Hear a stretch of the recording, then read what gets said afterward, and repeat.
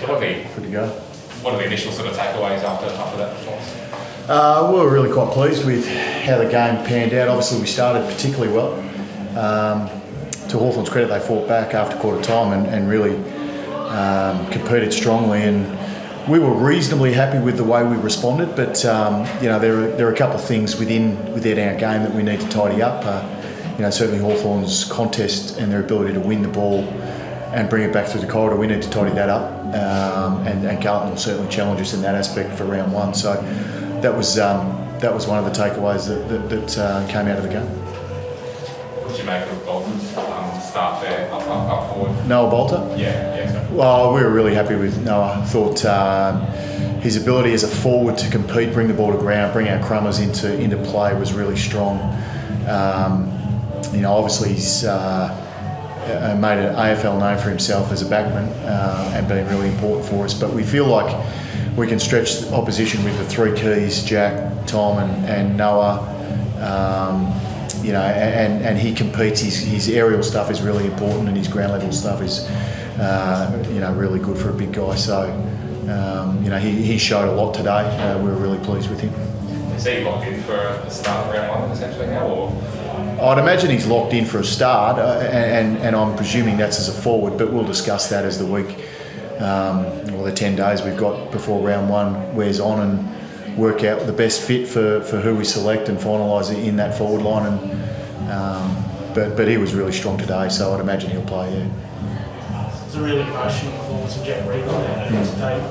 You guys sense coming in how much this game meant to him, and the backdrop behind it? Oh, I certainly did. Yeah, we spoke about it during the week, how important the game was for the community of Devonport, and Jack and a few of his teammates came down a little earlier yesterday and ran some clinics and sort of spent some time here. So that was of great value to us. So we wanted to put in a good performance, particularly. And I think it's probably something that really motivated our guys to start the way that they did. To show the support. Incredibly difficult time for the community, and we wanted to put on a bit of a show for them and show our support. And I think we did that pretty well. One of the other Tasmanians out there, and Toby Nanker, his first official outing as co-captain. How much does that mean to him to do with that in his home state? Sort of your thoughts on his show today? Oh, I'm sure it meant a lot to Toby. His first outing as captain back here. No doubt it was really significant and important for him. It's always good to come to our players' homes where they grew up and experience what they experienced as kids, and we do tend to talk a little bit about that, and they turn into a bit of tourist guides at times when we do go back, whether it's Perth or Adelaide or here, given the opportunity in the community series. So it's great for those guys, and we're as we know, we're strongly connected, and we showed great support for our teammates, and to put in a performance like we did in this ground was really, really strong and pleasing. And Dusty again, he's obviously making this comeback steps up his injury last year again. Another very good showing out there. Yep. He's obviously ready to go to really fire. Well, he looked at today. Yeah, he was certainly, he was great, particularly in the first half. It was quite warm out there. I reckon a few of our guys ran out of gas a little bit, which happens early on in the season. You can train all you want throughout the pre-season, but as soon as you start playing games, you tend to fatigue pretty quickly. So that'll take a few games to get back into the swing of things in that. But Dustin was really, really good for us, playing through the midfield and a little bit forward. So expect him to do the same in round one. Yeah, guys are in a good position heading into round one. What's that focus now between now and up? Well, just prepare really strongly. We've got 3 training sessions between now and round one. Our guys will get a couple of days off now to recover from the game, and then we're into it and preparing for Carlton round one. And we're really pleased with how the pre-season's gone. We had a bit more of a lengthy pre-season this year, having missed the finals last year. So I think that's served us well. We're all pretty fit. Expect Nick Vlosten to get up for that round one game, so he'll find his way back into that back seven, and we're feeling pretty good about ourselves at the moment. But certainly watching Carlton's game on Thursday night, they were terrific, and we're expecting a tough game, and they look like they've improved and gone another step, so it's going to be a tough challenge for us. And just back on the significance of playing here at Devonport today, were you surprised by the amount of Richmond supporters and Richmond colours in the crowd today?